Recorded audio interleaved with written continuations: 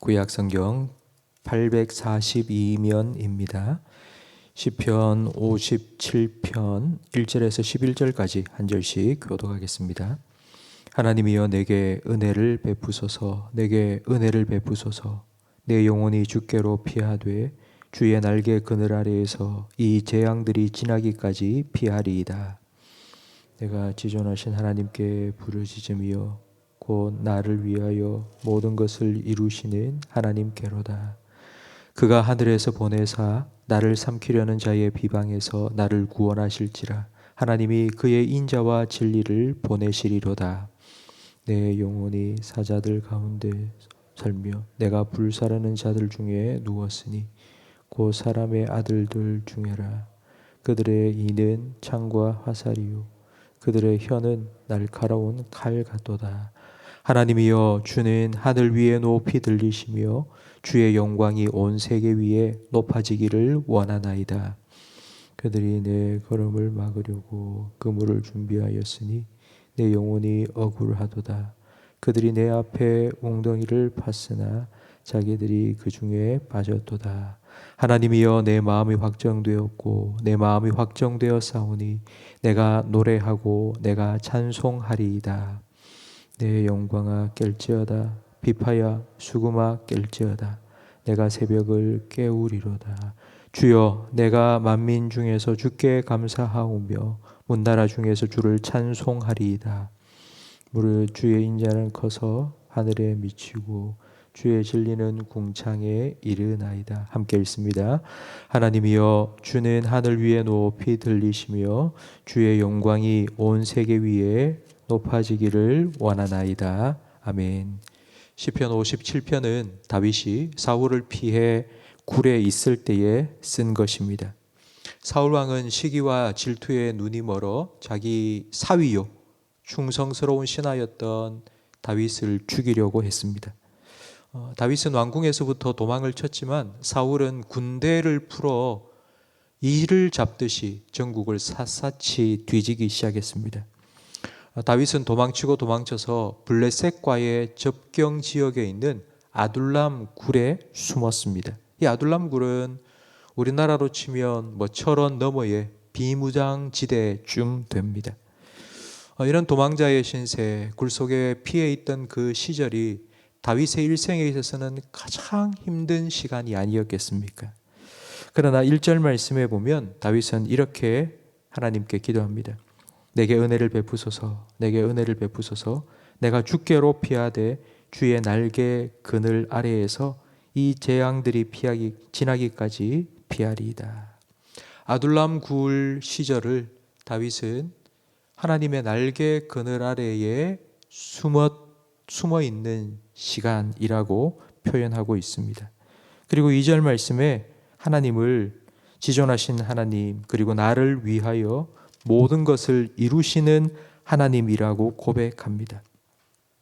이런 시련과 고통을 주신 하나님께 원망하는 것이 아니라 시련과 고통도 하나님께서 주신 것이라는 것 인정하고 있습니다. 이건 단지 입에 발린 말을 한 것은 아닙니다. 아직도 다윗이 어떤 일을 했는지 기억하는 사람들, 다윗하면 골리앗을 죽인 영웅이라고 기억하는 사람들이 많이 있습니다. 사울은 천천히요 다윗은 만만이라고 노래했던 사람들 많이 있습니다. 그들의 도움을 힘입어 구테타를 일으키고 사울을 끄집어내고 왕이 될 수도 있었습니다. 그러나 사람의 방법이 아니라 하나님을 의지했고 나를 위하여 모든 것 이루어 가시는 하나님을 그는 분명히 믿었습니다. 왕이 사울이 2번이나 자기가 숨어있던 굴 속에 들어와서 잠깐 쉴 때가 있었습니다. 다윗이 마음만 먹었다면 사울을 죽이고 왕이 될 수 있었습니다. 도망자의 신세를 끝내고 지긋지긋한 그 도망자의 신세를 끝내고 사무엘에게 기름을 부어받아서 왕이 될 거라는 하나님의 뜻을 자기 손으로 분명히 이룰 수 있었습니다. 하지만 다윗은 자기를 위해 모든 것 이루시는 하나님을 믿었습니다. 사울 왕에게 손대지 않고 하나님께서 하나님의 뜻을 이루시기를 기다리고 또 기다렸던 것입니다. 하지만 그런 상황 가운데 점점 포위망은 좁혀옵니다. 4절 말씀에 보면 영원히 주의 장막강에 물며 내가 주의 날개 아래로 4절 말씀에 보면 내 영혼이 사자들 가운데 살며 내가 불사르는 자들 중에 누웠다고 말합니다. 지금 사자들이 완전히 둘러있고 그리고 여우 사냥을 하는 사냥꾼들이 여우를 잡기 위해 불을 놓아서 점점 포위망을 좁혀가는 것처럼 지금 그렇게 위험을 당하고 있다고 고백하고 있습니다. 지금 이런 상황 가운데서 다윗이 할 수 있는 것은 아무것도 없습니다. 그때 다윗은 하나님을 찬양합니다. 7절 말씀에 하나님이여 내 마음이 확정되었고 내 마음이 확정되었사오니 내가 노래하고 찬양하리이다. 다윗이 어떤 찬양을 불렀는지 5절과 11절 말씀에 두 번이나 반복되어 나옵니다. 하나님이여 주는 하늘 위에 높이 들리시며 주의 영광이 온 세계 위에 높아지기를 원하나이다. 사방으로 포위되어서 죽음이 코앞까지 다가온 상황 속에서도 하나님이 높이 들리고 하나님의 영광이 온 세계 위에 높아지기를 원한다고 찬양하는 다윗. 우리는 이런 다윗이 참 믿음이 좋은 사람이라고 생각할 수 있습니다. 그러나 다윗은 우리와 똑같은 사람입니다. 이런 상황 속에서 기도도 안 나오고 말문이 막힌 것처럼 기도문이 탁 막히고 너무너무 힘들고 지쳐서 기도조차 할 수 없을 그때에 다윗은 마음을 정하고 마음을 다잡고 또 결심하고 또 결심하고 내가 이래서는 안 되겠다. 내가 찬양이라도 해야 되겠다. 다짐하고 찬양한 것입니다. 우리가 알고 있는 기도의 순서 찬, 감, 자, 중, 간입니다. 찬양, 감사, 자백, 중보, 간구. 그런데 기도의 시작이 왜 찬양일까요? 왜 기도를 찬양으로 시작해야 하는 걸까요? 내가 지금 기도하고 있는 기도의 대상인 하나님이 어떤 분이신지를 기억하기 위해서 찬양으로 기도를 시작하는 것입니다.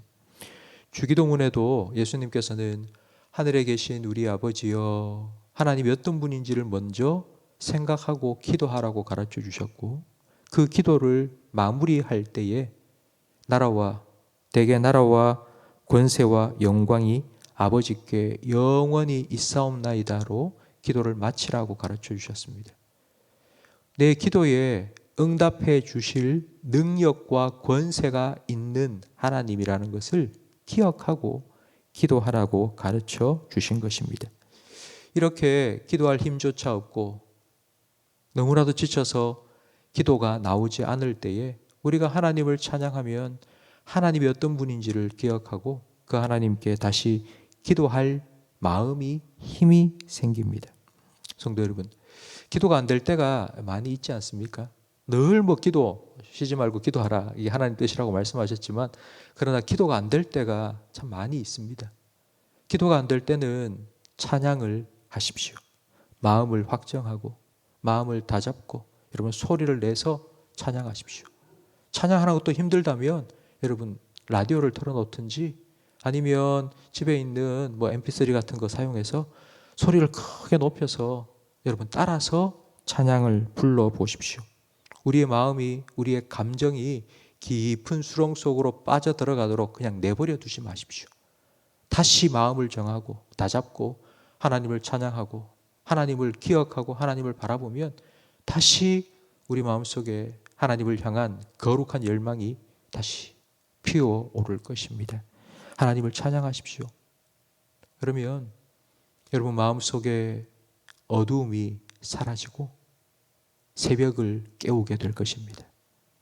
하나님께서 찾아오셔서 찬양 가운데 거하시는 하나님께서 찾아오셔서 우리 마음속에 하나님이 일하실 것이라는 분명한 기대와 소망을 허락하여 주실 것입니다. 그 하나님 바라보시고 하나님 찬양하고 찬양 중에 거하시는 하나님을 여러분 마음속에 그리고 삶 속에 늘 경험하고 살아가시기를 주님 이름으로 축복합니다. 기도하겠습니다.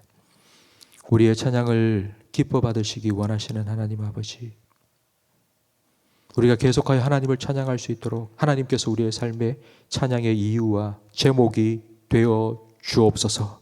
하나님, 때로는 우리의 삶에 일어나는 걱정과 염려 그리고 아픔과 슬픔 때문에 우리의 찬양 소리가 줄어들고 그것에 우리의 찬양이 삼켜지지 않도록 하나님 우리의 삶을 주장하여 주옵소서.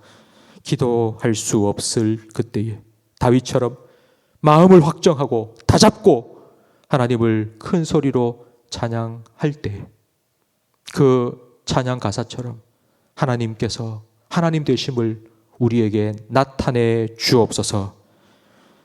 영혼의 어두운 밤 우리가 찬양할 때에 물러갈 수 있도록 하나님께서 새벽과 같이 우리 모든 성도들의 심령 속에 삶 속에 찾아와 주시옵소서. 예수님 이름으로 기도합니다. 아멘.